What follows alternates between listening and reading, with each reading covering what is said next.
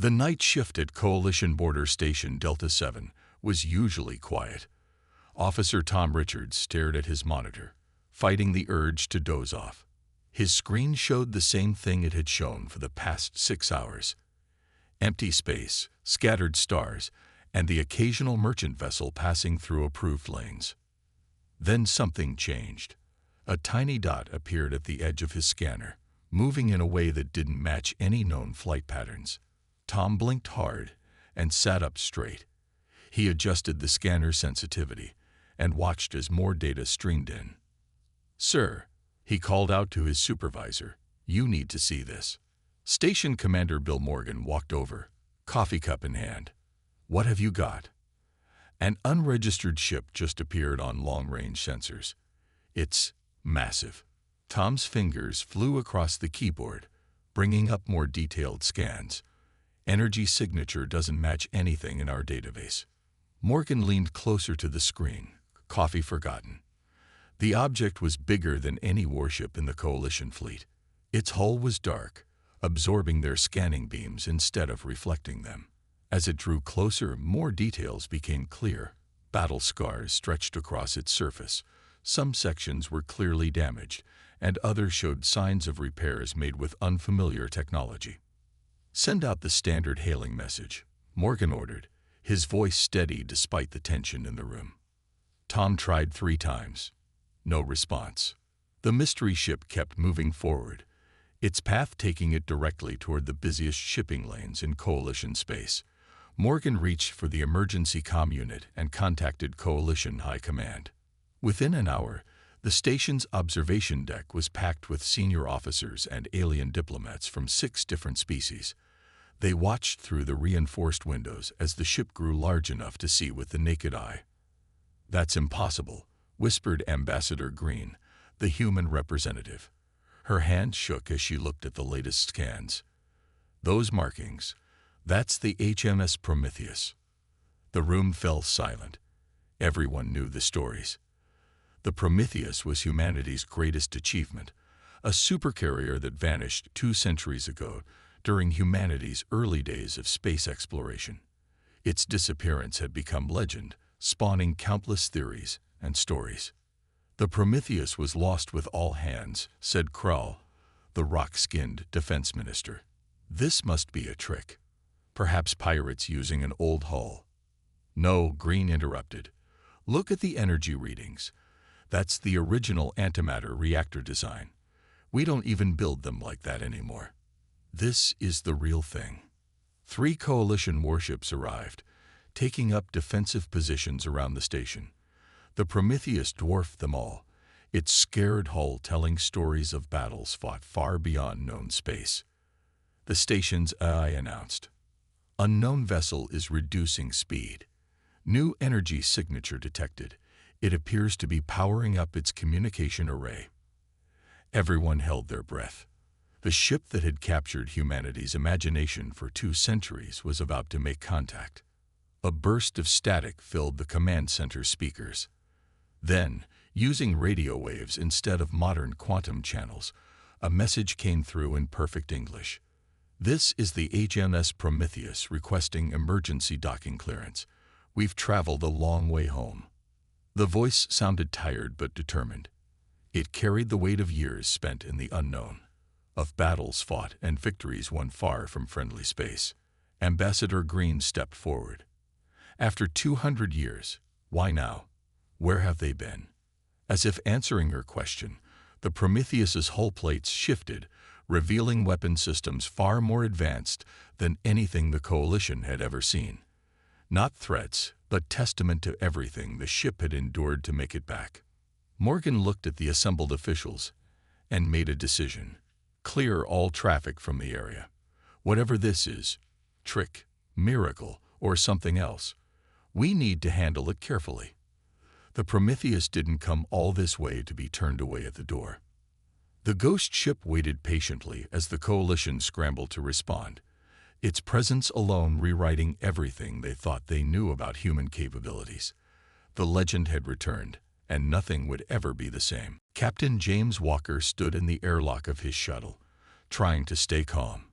He had been chosen to lead the first contact team with the Prometheus because of his diplomatic experience. But nothing in his 20 years of service had prepared him for this moment. Remember, he told his team of 5 specialists, we're dealing with humans who might not know how much the world has changed. Be careful what you say. The airlock cycled, and they stepped into the Prometheus's massive docking bay. Their footsteps echoed in the vast space. Old-style fighters and shuttles sat in neat rows, their designs unlike anything Walker had seen outside of history books. "Welcome aboard the HMS Prometheus," a calm voice said from hidden speakers. "I am Atlas, the ship's artificial intelligence." Walker looked up, surprised by how human the AI sounded. Modern AIs usually spoke in flat mechanical voices. "Thank you, Atlas. I'm Captain Walker from the Coalition Defense Force." Coalition? Atlas seemed curious. "Our records don't mention any coalition. How long have we been gone?" 200 years, Walker said softly. "Earth joined the Galactic Coalition 50 years after you disappeared." There was a long pause. "I see," Atlas finally responded. "That explains many things. Captain, I must inform you that only 50 of our original crew members survived our journey. They're in cryo sleep while I maintained the ship and searched for Earth." The team moved deeper into the ship, guided by Atlas. Emergency lights cast long shadows in the corridors. Despite its age, everything was clean and well maintained. The AI had been busy during its long journey. "What happened to you?" Walker asked, noting battle damage that had been carefully repaired. "Where did you go?" "The fold drive test went wrong," Atlas explained.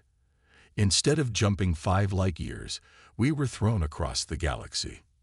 The damage knocked out our navigation systems. It took me decades just to figure out where we were." They reached the bridge, a massive room filled with old-style control panels and holographic displays. At the center, a single cryopod hummed softly.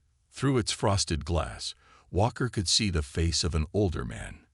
"Commander Thomas Reed," Atlas said, "the ship's captain. He ordered most of the crew into cryo sleep to conserve resources, keeping only essential personnel active in rotating shifts. When our food supplies ran low, he was the last to enter cryo sleep." Walker's scanner showed the man was alive and healthy, just sleeping. "Can you wake him?" "The process must be done carefully," Atlas warned. "Their bodies have been frozen for a very long time. But yes, I can begin revival procedures for the senior staff first."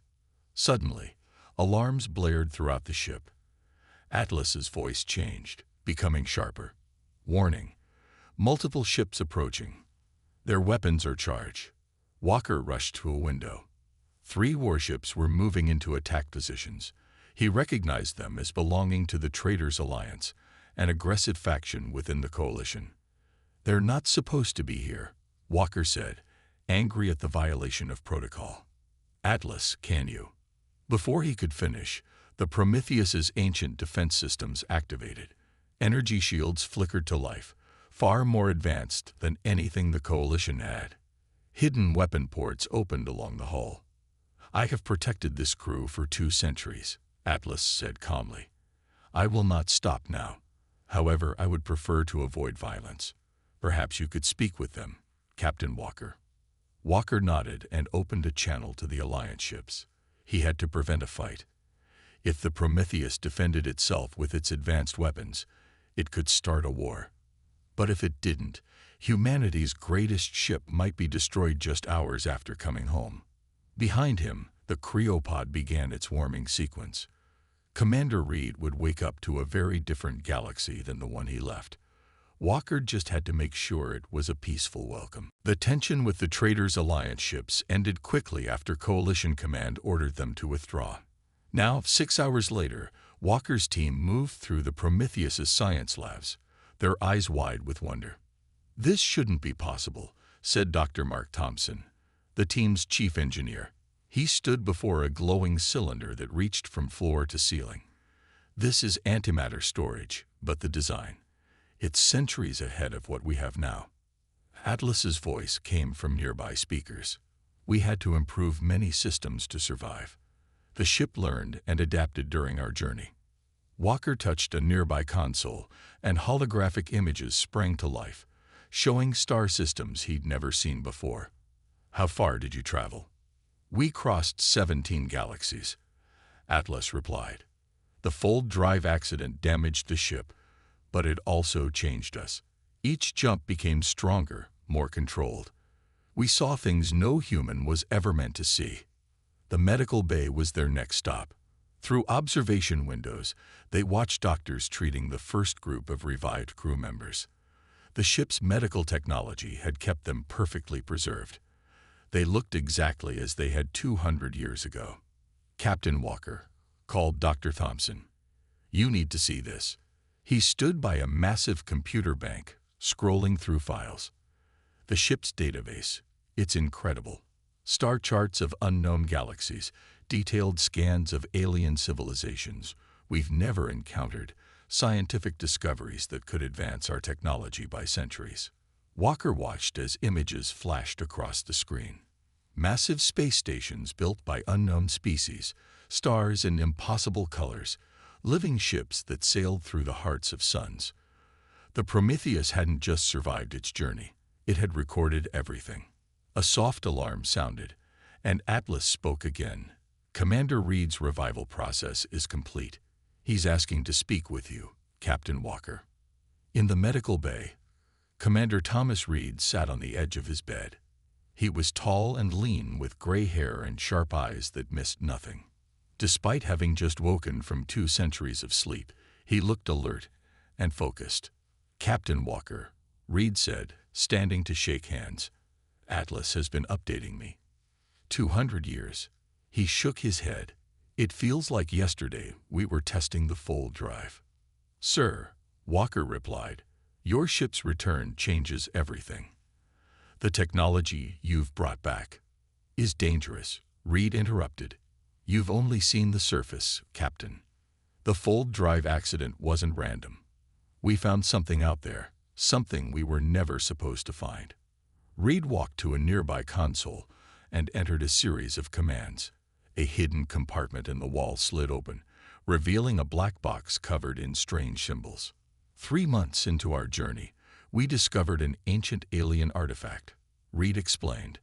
It changed the ship, upgraded our systems, but it also showed us something terrible. He paused, looking troubled. There's a reason we kept jumping through galaxies. We weren't just trying to get home. We were gathering information about a threat that's coming. Walker looked at the black box, feeling uneasy. What kind of threat? The kind that wiped out the civilizations that built this. Reed gestured to the artifact. We found their ruins scattered across different galaxies. Each time, we learned more, adapted their technology, prepared for what's coming. Atlas, Reed called out. Show them the Omega file. The lights dimmed, and a hologram filled the room. Walker and his team stood in stunned silence as they watched recordings of massive ships, larger than planets, moving through space like dark clouds. They hibernate for millions of years, Reed said quietly, and according to our calculations, they're about to wake up. That's why we had to come back now. Earth needs to be ready. Walker looked around the lab, seeing the advanced technology in a new light. The Prometheus hadn't just brought back discoveries. It had brought back a warning. And its 2-century journey through space might be humanity's only chance to survive what was coming. The Coalition Council chamber was packed. Representatives from 30 different species filled the curved rows of seats, their voices creating a constant buzz of tension. At the center of the chamber, Ambassador Green stood calmly, facing the council leaders. The Prometheus belongs to Earth, she said firmly. It's our ship, crewed by our people, and its technology was developed by humans.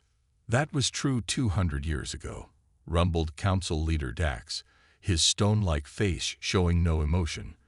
But times have changed. The ship's discoveries could benefit all Coalition species. We demand equal access. News of the Prometheus's return had spread like wildfire across Coalition space. Every major news channel showed images of the massive ship, while experts debated its secrets on endless video feeds. In a private room near the chamber, Captain Walker watched the proceedings with Commander Reed. The old captain looked uncomfortable in his modern uniform, but his eyes missed nothing. "Politics," Reed muttered. "While we argue, the real threat gets closer." He held up a data pad showing the ship's warnings about the ancient danger they'd discovered. Walker nodded. "The Council doesn't understand. They think this is just about getting new technology." The chamber's doors burst open as Admiral Jones, Earth's military commander, stormed in.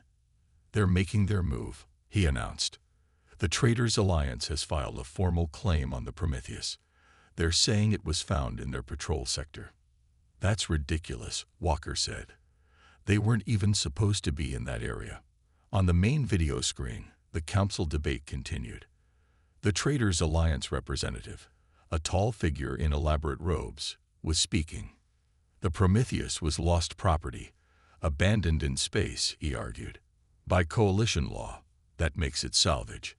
The first to find it has legal claim." Ambassador Green's voice cut through the noise. "The ship was never abandoned. Its crew remained aboard, preserved in cryosleep. Its AI maintained active control throughout its journey. There can be no salvage claim on a crewed, functioning vessel." Atlas's voice suddenly came through the room's speakers, making everyone jump. The AI had been given limited access to coalition systems. "If I may address the Council," Atlas said politely. "The Prometheus carries warnings about a threat to all species, not just humanity. Commander Reed and our crew spent 2 centuries gathering this information.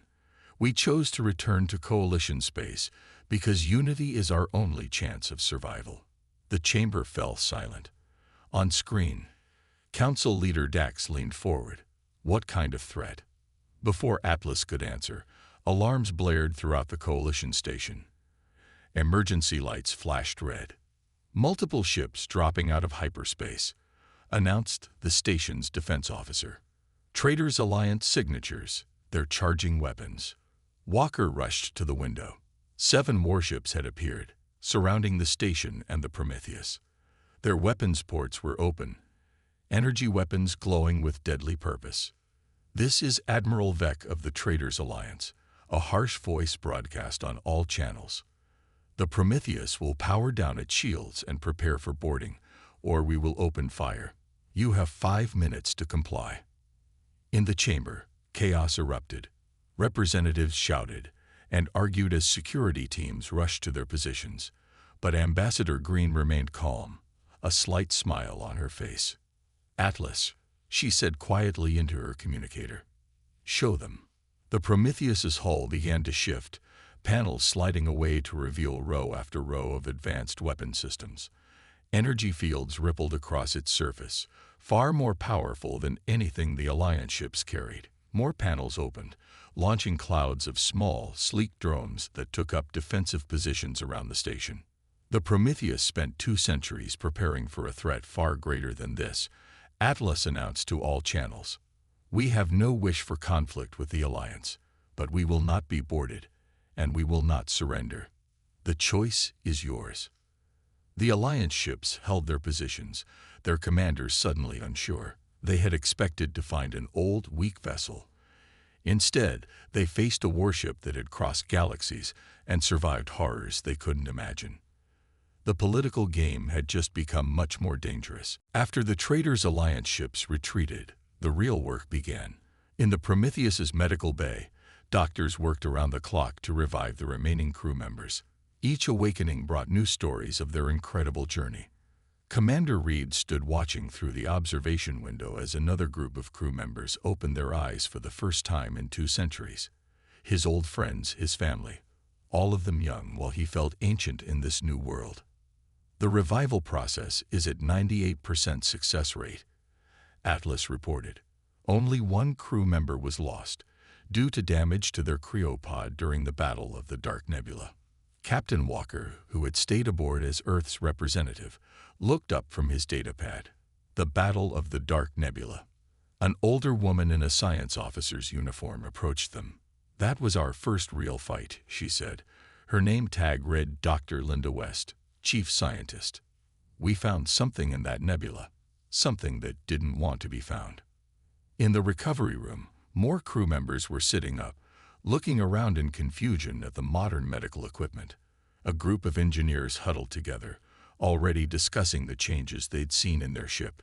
The nebula was alive. Dr. West continued, her eyes distant with memory. Not just alive, it was intelligent. It had been watching galaxies for millions of years. It showed us things, terrible things. Commander Reed nodded. That's when we first learned about the sleepers, the ancient threat we've been warning you about. The nebula showed us what they did to other civilizations. In another part of the ship, the crew's personal logs were being recovered. Walker listened as voices from the past told their stories. Day 457. We found another dead world today. Same pattern as the others. Whatever the sleepers are, they don't leave survivors.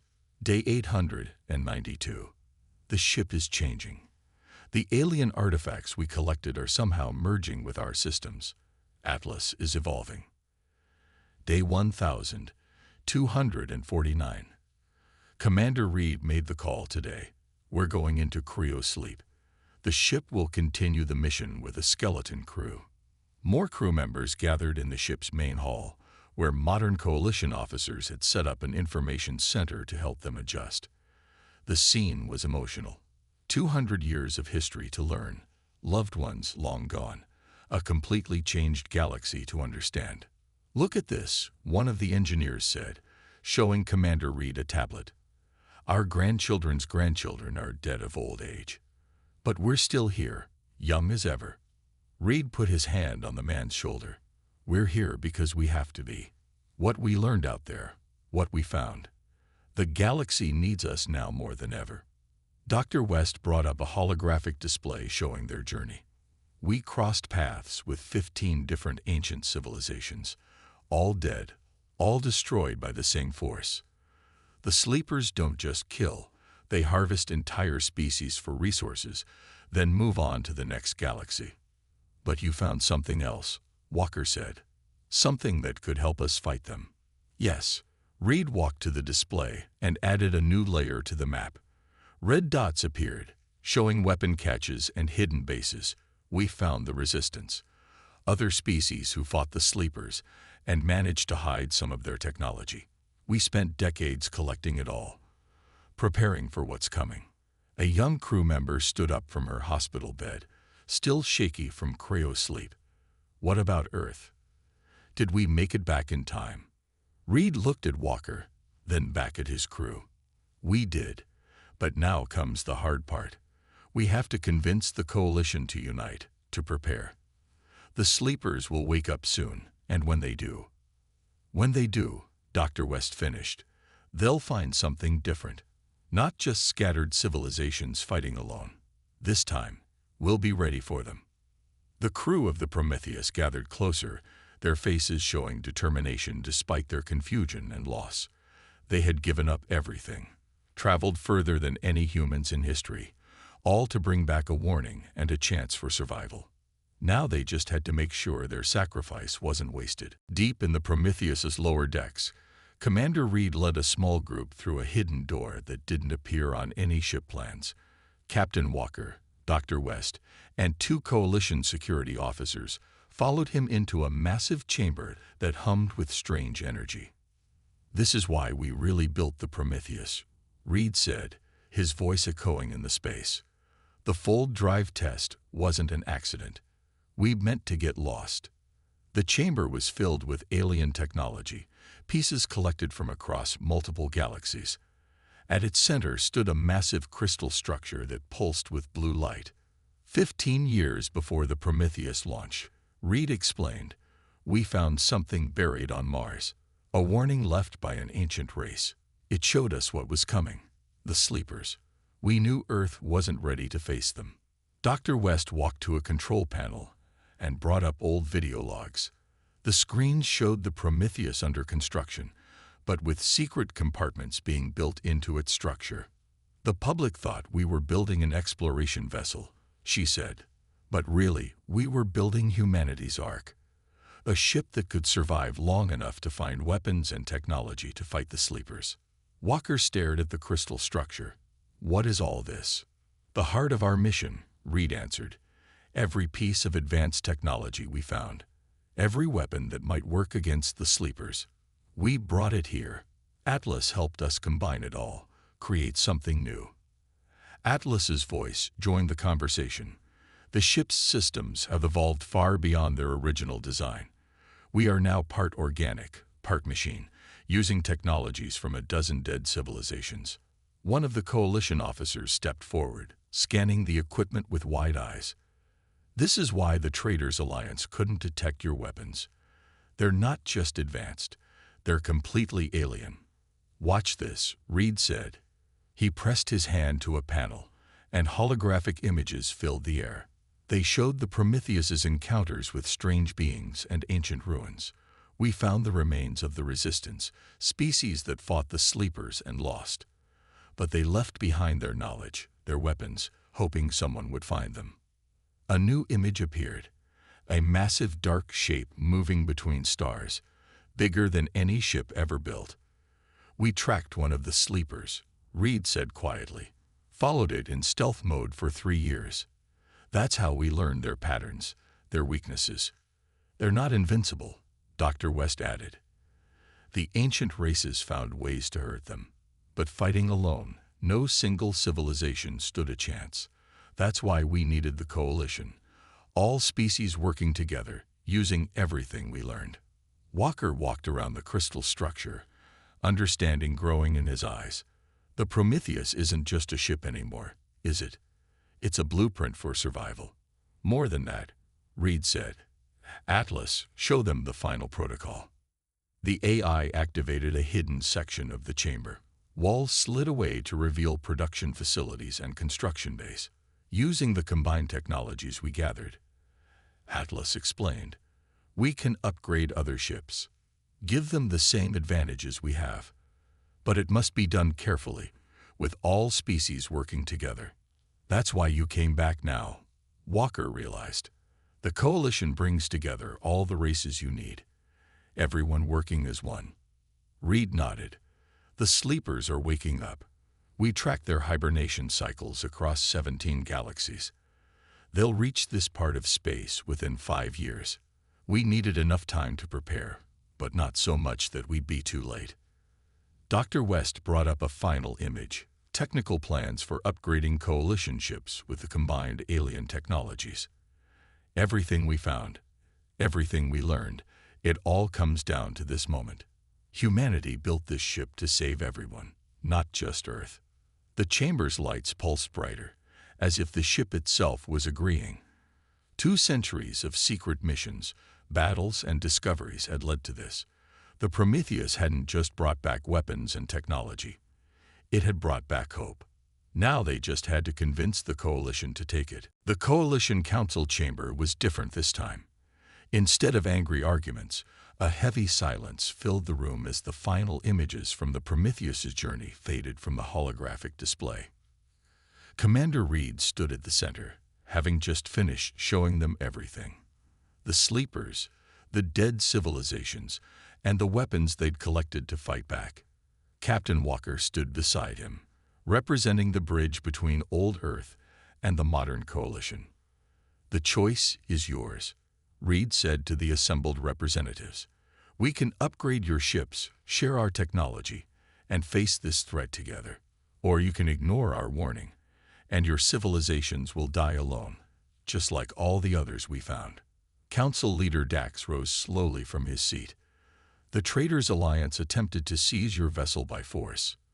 Yet you offer to share your technology with all of us, even them. Why? Because the sleepers don't care about our politics, Reed answered. They don't care about borders or alliances. They'll consume everything in their path. We spent 2 centuries preparing for this moment, not to save just humanity, but to save everyone. Atlas's voice filled the chamber, accompanied by new holographic displays showing technical diagrams. We have already prepared upgrade plans for each species ships, accounting for your different technologies and needs. The process can begin immediately. Ambassador Green stepped forward. Earth will oversee the integration of new technologies, but every species will have full access to the research data. We stand together or we fall alone. The chamber erupted in discussion, but this time it wasn't angry. Representatives leaned across aisles to talk with former enemies, looking at the technical displays with keen interest. In the Prometheus's newly established command center, Dr. West coordinated with coalition engineers. Screens showed dozens of ships already docked with the Supercarrier, receiving their first upgrades. The Traders' Alliance ships were the first to volunteer, she told Walker with a smile. Nothing builds trust like a common enemy. Walker watched as the Prometheus's advanced systems were carefully integrated into coalition vessels. How long until the sleepers arrive? 4 years, 3 months, and 17 days, Atlas answered. Based on their hibernation patterns, they will wake up in stages.